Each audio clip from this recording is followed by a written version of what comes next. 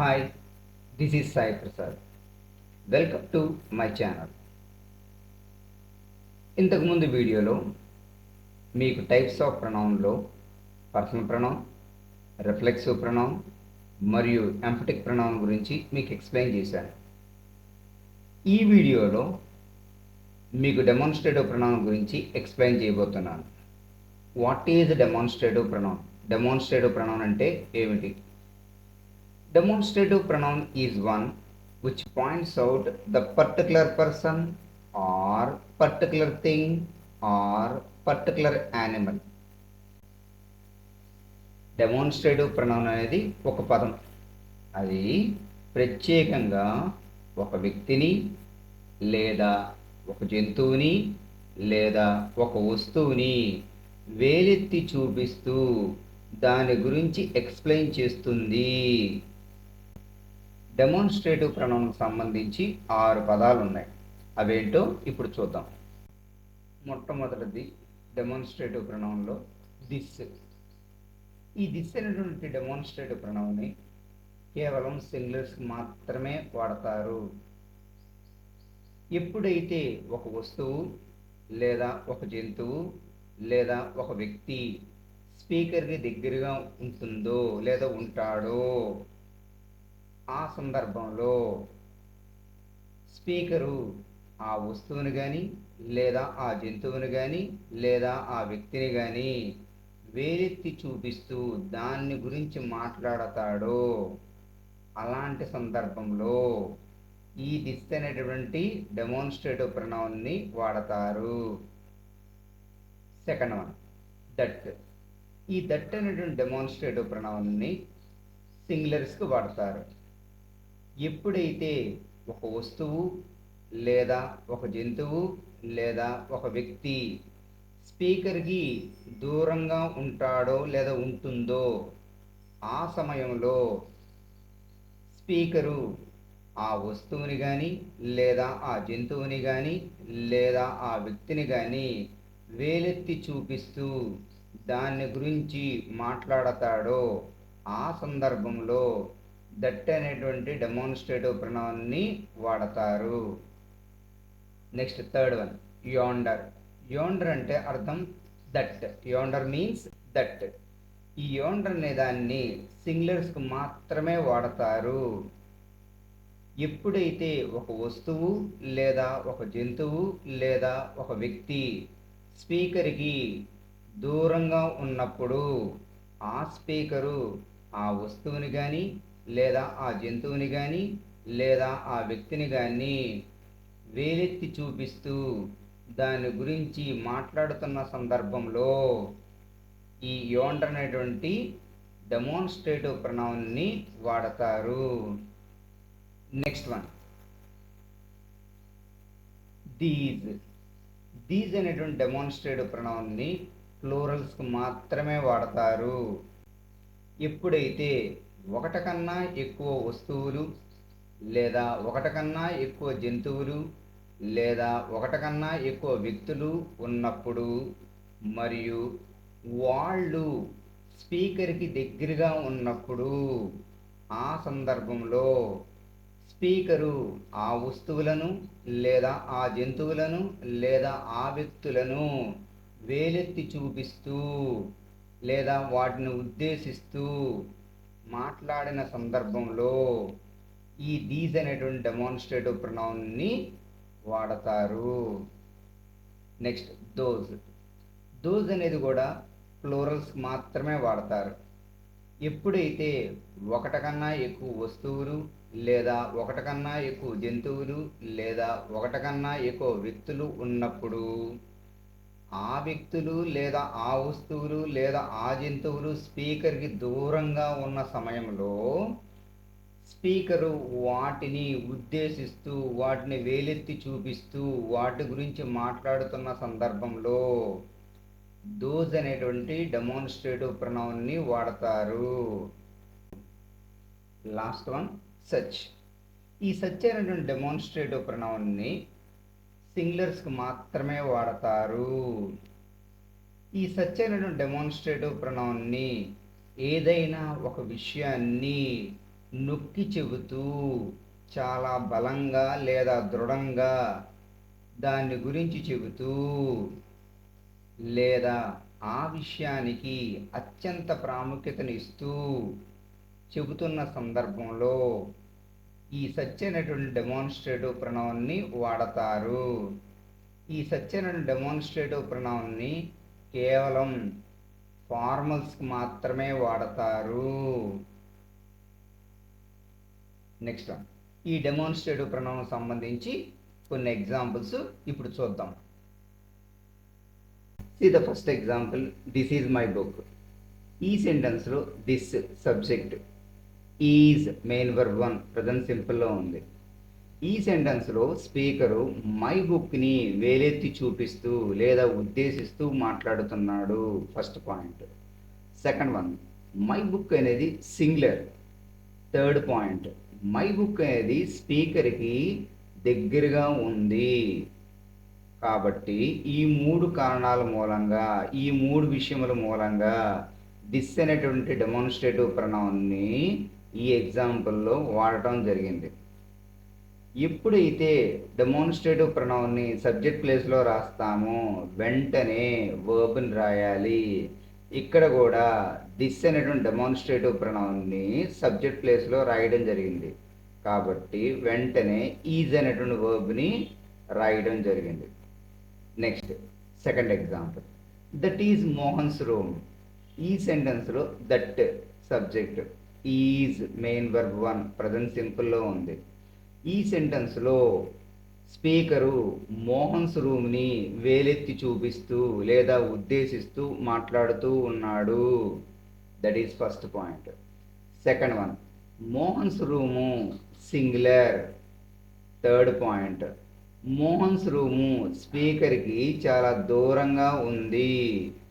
ఈ మూడు విషయముల మూలంగా దట్ అనేటువంటి డెమాన్స్ట్రేటివ్ ప్రణామాన్ని ఈ సెంటెన్స్లో వాడటం జరిగింది.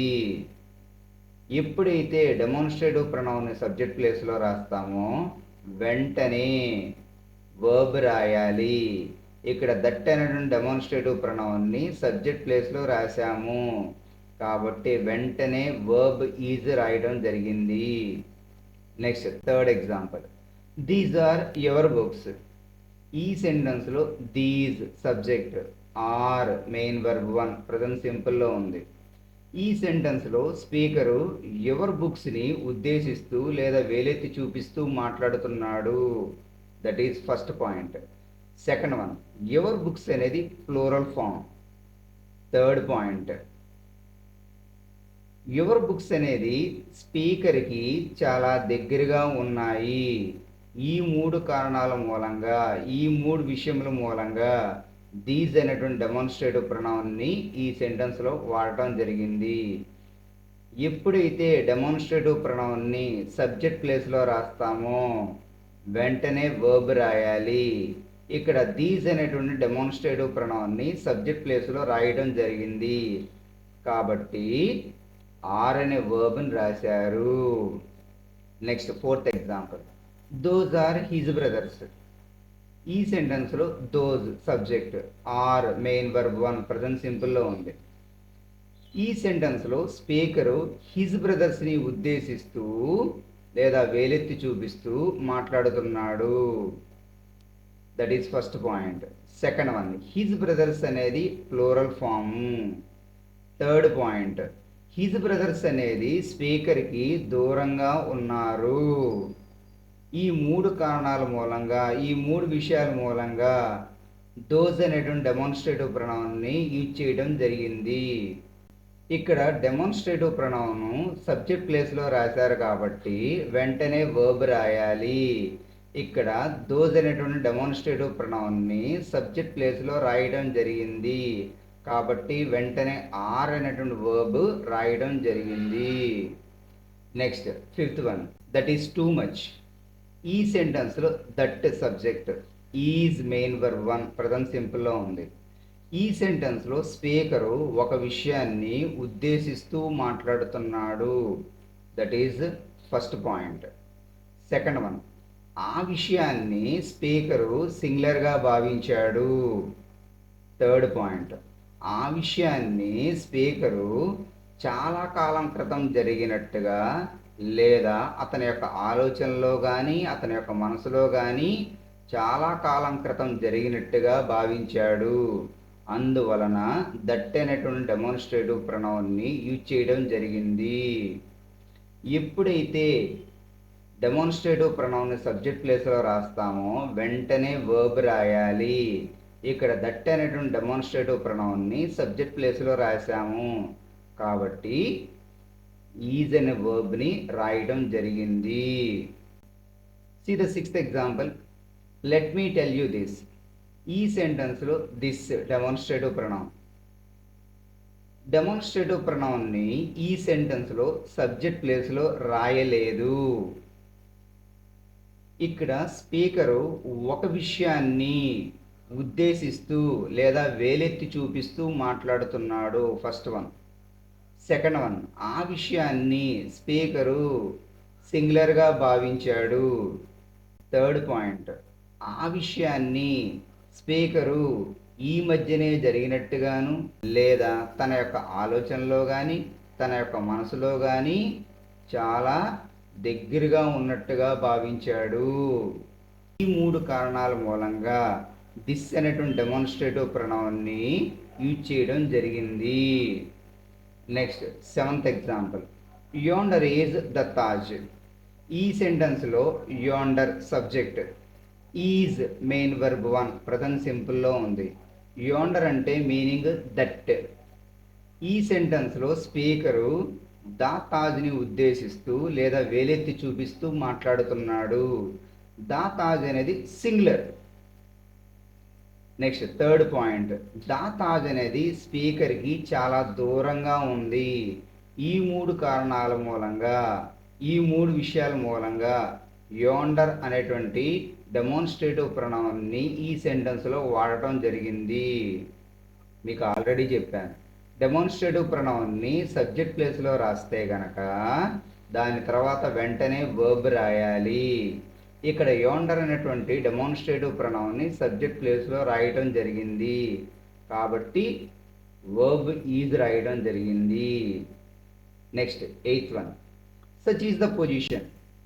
ఈ సెంటెన్స్లో such subject, is main verb 1 present సింపుల్లో ఉంది. ఈ సెంటెన్స్లో స్పీకరు ఆ పొజిషన్ గురించి వేలెత్తి చూపిస్తూ ఉద్దేశిస్తూ మాట్లాడుతున్నాడు. ఆ పొజిషన్ గురించి అంటే దా పొజిషన్ గురించి నొక్కి చెప్తూ దృఢంగా చెప్తూ లేదా బలంగా చెప్తూ స్పీకర్ మాట్లాడుతున్నాడు. లేదా దా పొజిషన్కి ప్రత్యేకమైనటువంటి ప్రాముఖ్యతని ఇస్తూ స్పీకర్ మాట్లాడుతున్నాడు. కాబట్టే సచ్ అనేటువంటి డెమాన్స్ట్రేటివ్ ప్రొనౌన్ని ఈ సెంటెన్స్లో వాడటం జరిగింది. నెక్స్ట్ వన్, దా పొజిషన్ అనేది సింగులర్ కాబట్టి ఈజ్ అనేటువంటి సింగులర్ వర్బ్ వాడటం జరిగింది. గమనించండి. Next ninth example. Those were the good old days. ఈ సెంటెన్స్లో those subject, were main verb 2 past సింపుల్లో ఉంది. ఈ సెంటెన్స్లో speaker the good old days గురించి ఉద్దేశిస్తూ లేదా వేలెత్తి చూపిస్తూ మాట్లాడుతూ ఉన్నాడు. Second point, the good old days అనేది plural form. Third point, speaker యొక్క దృష్టిలో ద గుడ్ ఓల్డ్ డేస్ అనేది అతని యొక్క మెమొరీలో కానీ అతని యొక్క మనసులో కానీ చాలా దూరంగా ఉన్నాయి. ఎలా అంటే అవి ఎప్పుడో జరిగినట్టుగా చాలా కాలం క్రితం జరిగినట్టుగా స్పీకర్ భావిస్తూ ఉన్నాడు. అందువలన దోస్ అనేటువంటి డెమాన్స్ట్రేటివ్ ప్రొనౌన్ని వాడటం జరిగింది. ఇక్కడ ఎప్పుడైతే డెమాన్స్ట్రేటివ్ ప్రొనౌన్ని సబ్జెక్ట్ ప్లేస్లో రాస్తామో వెంటనే వర్బ్ రాయాలి. ఇక్కడ దోస్ అనేటువంటి డెమాన్స్ట్రేటివ్ ప్రొనౌన్ని సబ్జెక్ట్ ప్లేస్లో రాశారు కాబట్టి వర్ అనేటువంటి వర్బ్ వచ్చింది. ఈ డెమాన్స్ట్రేటివ్ ప్రొనౌన్ సంబంధించి ఒక ముఖ్యమైనటువంటి గమనిక చూద్దాం. అదేంటంటే ఈ డెమాన్స్ట్రేటివ్ ప్రణామం సంబంధించి ముఖ్య గమనికను గురించి డిస్కస్ చేసే ముందు ఒక్కసారి ప్రణౌన్ గురించి గుర్తు తెచ్చుకుందాం. ప్రణౌన్ అంటే ఏంటి? ప్రణౌన్ అనేది ఒక పదం. నౌన్కి బదులుగా వాడేటటువంటి పదాన్ని ప్రణౌన్ అంటారని మనం ప్రణౌన్ యొక్క డెఫినేషన్లోను మరియు పర్సనల్ ప్రణౌన్లో కూడా డిస్కస్ చేసుకున్నాం, మీకు ఎక్స్ప్లెయిన్ చేశాను. ఇక్కడ డెమాన్స్ట్రేటివ్ ప్రణౌన్కి సంబంధించి గమనిక ఏంటి? The demonstrative pronouns that and those are used to avoid the repetition of the preceding noun. That మరియు దోస్ అనేటువంటి డెమాన్స్ట్రేటివ్ ప్రొనౌన్స్ని దాని ముందున్నటువంటి నౌన్ని రిపీట్ చేయకుండా ఉండడం కోసం వాడతారు. ఈ దట్ అనేటువంటి డెమాన్స్ట్రేటివ్ ప్రొనౌన్ని సింగులర్స్కి వాడతారు. దోస్ అనేటువంటి డెమాన్స్ట్రేటివ్ ప్రొనౌన్ని ప్లూరల్స్కి వాడతారు. అది ఎలా వాడతారు అనేది ఎగ్జాంపుల్స్లో చూద్దాం. First one, the climate of Bombay is better than that of Madras. ఈ సెంటెన్స్లో subject the climate of Bombay, is main verb 1 present సింపుల్లో ఉంది. ఈ సెంటెన్స్ యొక్క మీనింగ్ ఏంటి? బాంబే యొక్క క్లైమేట్ మెడ్రాస్ యొక్క క్లైమేట్ కన్నా బెటర్గా ఉన్నది అని మీనింగ్. అంటే ఇక్కడ బాంబే యొక్క క్లైమేట్ని మరియు మెడ్రాస్ యొక్క క్లైమేట్ని ఏది బెటరు అనేటువంటి విషయంలో కంపేర్ చేస్తున్నాం, అవునా? ఇక్కడ క్లైమేట్ అనేది నౌన్ ఫామ్, అది సింగులర్. దాన్ని మళ్ళీ రిపీట్ చేయకుండా ఉండడం కోసమని దట్ అనేటువంటి డెమాన్స్ట్రేటివ్ ప్రొనౌన్ని వాడటం జరిగింది ఈ సెంటెన్స్లో. అర్థమైందా? ఈ సెంటెన్స్లో క్లైమేట్ అనేది నౌన్ ఫామ్ సింగులర్, దాన్ని మళ్ళీ రిపీట్ చేయకుండా ఉండడం కోసం దట్ అనేటువంటి డెమాన్స్ట్రేటివ్ ప్రొనౌన్ని రాయటం జరిగింది. చాలామంది ఈ విధంగా కూడా అంటూ ఉంటారు, the climate of Bombay is better దాన్ మెడ్రాస్ అని. ఈ సెంటెన్సు రాంగ్ 100%. ఏ విధంగా? ఈ సెంటెన్స్ యొక్క మీనింగ్ ఒకసారి చూడండి. బాంబే యొక్క క్లైమేట్ మెడ్రాస్ కన్నా చాలా బెటరు. అంటే ఇక్కడ ఫస్ట్ దాంట్లో బాంబే యొక్క క్లైమేట్ అన్నారు. దేంతో కంపేర్ చేస్తున్నారు? మెడ్రాస్తో కంపేర్ చేస్తున్నారు. మెడ్రాస్తో ఎలా కంపేర్ చేస్తారు? మెడ్రాస్ యొక్క క్లైమేట్తో కంపేర్ చేయాలి. కంపారిజన్ ఎలా ఉండాలి? బాంబే యొక్క క్లైమేట్కి మరియు మెడ్రాస్ యొక్క క్లైమేట్కి మధ్య కంపారిజన్ జరగాలి. అంతేగాని బాంబే యొక్క క్లైమేట్ని మెడ్రాస్తో కంపేర్ చేయకూడదు. అందువలన ఈ సెంటెన్స్ రాంగ్. అర్థమైందా?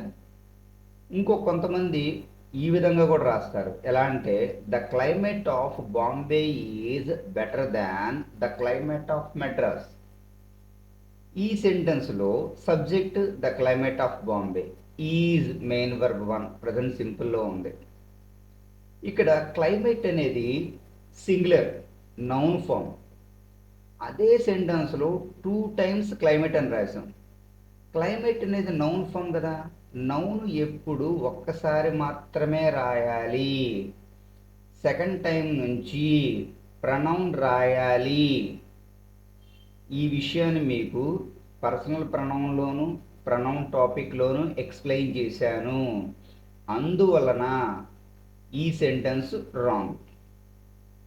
Next second example, the character of Sita is greater than that of Savitri. ఈ సెంటెన్స్లో subject the character of Sita, is main verb 1 present సింపుల్లో ఉంది. ఈ సెంటెన్స్లో సీత యొక్క క్యారెక్టర్ని మరియు సావిత్రి యొక్క క్యారెక్టర్ని కంపేర్ చేస్తున్నాం. ఏ విషయంలో? ఎవరు గొప్ప అన్నటువంటి విషయంలో కంపేర్ చేస్తున్నాం. ఈ సెంటెన్స్లో క్యారెక్టర్ అనేది నౌన్, ఆబ్స్ట్రాక్ట్ నౌన్. ఈ సెంటెన్స్లో దట్ అనేటటువంటి వర్డ్ క్యారెక్టర్కి బదులుగా రాసాం, అంటే నౌన్కి బదులుగా రాసాం. క్యారెక్టర్ అనేది సింగులర్ మరియు నౌన్. ఈ రెండు విషయాలను దృష్టిలో పెట్టుకొని దట్ అనేటువంటి డెమాన్స్ట్రేటివ్ ప్రొనౌన్ని క్యారెక్టర్కి బదులుగా రాశాము. అంటే మళ్ళీ క్యారెక్టర్ని రాయకుండా దాన్ని అవాయిడ్ చేయడం కోసం దట్ అనేటువంటి డెమాన్స్ట్రేటివ్ ప్రొనౌన్ రాయడం జరిగింది. Next third one, the flowers of this plant are more beautiful than those of that plant. ఈ సెంటెన్స్లో subject the flowers of this plant, subject are main verb 1 present సింపుల్లో ఉంది. ఈ సెంటెన్స్లో ద ఫ్లవర్స్ ఆఫ్ దిస్ ప్లాంట్ని the flowers of that ప్లాంట్ని compare చేస్తున్నాం. ఏ విషయంలో?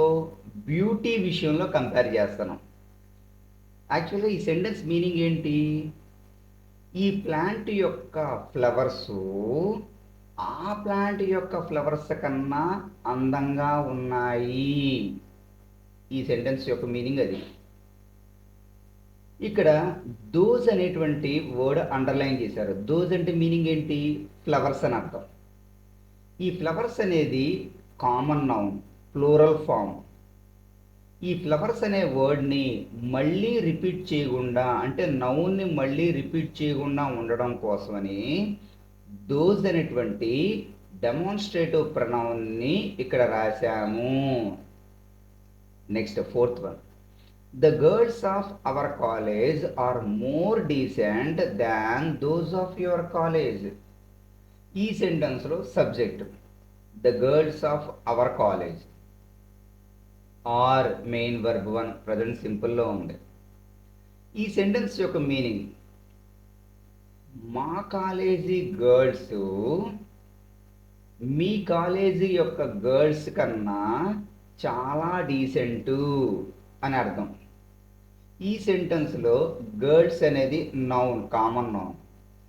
ఈ సెంటెన్స్లో గర్ల్స్ అనేటువంటి పదాన్ని, అంటే నౌన్ని మళ్ళీ రిపీట్ చేయకుండా ఉండడం కోసమని దోజ్ అనేటువంటి డెమాన్స్ట్రేటివ్ ప్రొనౌన్ రాయడం జరిగింది.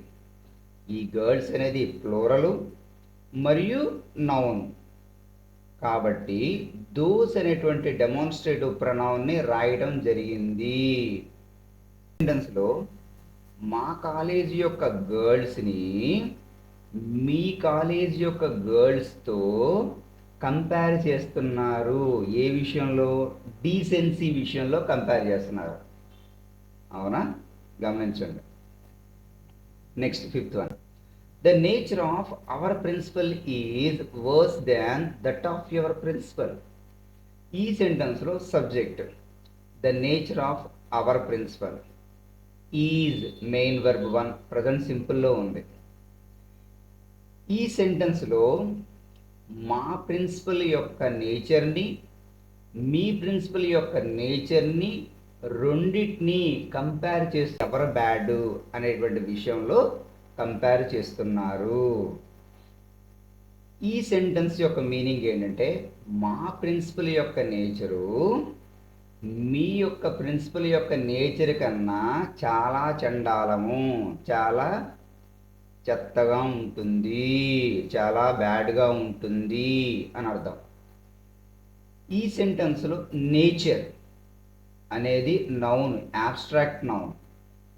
ఈ నేచర్ అంటే నౌన్ని సింగులర్ ఫామ్, నేచర్ అనేది సింగులర్ ఫామ్, ఆబ్స్ట్రాక్ట్ నౌన్. ఈ నేచర్ అనేటువంటి నౌన్ని మళ్ళీ రిపీట్ చేయకుండా ఉండడం కోసము దట్ అనేటువంటి డెమాన్స్ట్రేటివ్ ప్రొనౌన్ని రాయడం జరిగింది. అబ్జర్వ్ చేయండి. Next sixth one, the rivers of America are larger than those of Europe. ఈ సెంటెన్స్లో subject the rivers of America are main verb 1 present సింపుల్లో ఉన్నాయి. ఈ సెంటెన్స్లో అమెరికా యొక్క రివర్స్ని యూరప్ యొక్క రివర్స్తో కంపేర్ చేస్తున్నారు. ఏ విషయంలో? ఏవి పెద్దవి? ఈ సెంటెన్స్ యొక్క మీనింగ్ ఏంటంటే అమెరికా యొక్క రివర్స్ యూరప్ యొక్క రివర్స్ కన్నా చాలా పెద్దవి. ఈ సెంటెన్స్లో రివర్స్ అనేది నౌన్ ప్లూరల్ ఫామ్ అనేటువంటి నౌన్ ఫామ్ని మళ్ళీ రిపీట్ చేయకుండా ఉండడం కోసం దోస్ అనేటువంటి డెమాన్స్ట్రేటివ్ ప్రొనౌన్ని ఈ సెంటెన్స్లో రాయడం జరిగింది. గమనించండి. Next 7th one. The climate of Guntur is like that of Vijayawada. ఈ సెంటెన్స్లో subject the climate of Guntur is main verb 1 present సింపుల్లో ఉంది. ఈ సెంటెన్స్లో గుంటూరు యొక్క క్లైమేట్ని విజయవాడ యొక్క క్లైమేట్తో కంపేర్ చేస్తున్నారు. ఈ సెంటెన్స్లో క్లైమేట్ నౌన్ ఫామ్, ఇది సింగులర్లో ఉంది. ఈ నౌన్ క్లైమేట్ని మళ్ళీ ఇదే సెంటెన్స్లో రిపీట్ చేయకుండా ఉండడం కోసం దట్ అనేటువంటి డెమాన్స్ట్రేటివ్ ప్రొనౌన్ని రాయటం జరిగింది. గమనించండి. If you have any doubts please mention in comments box. If you feel it is useful information please press like symbol and share it. Thank you for watching my video. Please subscribe my channel and press bell icon for latest updates.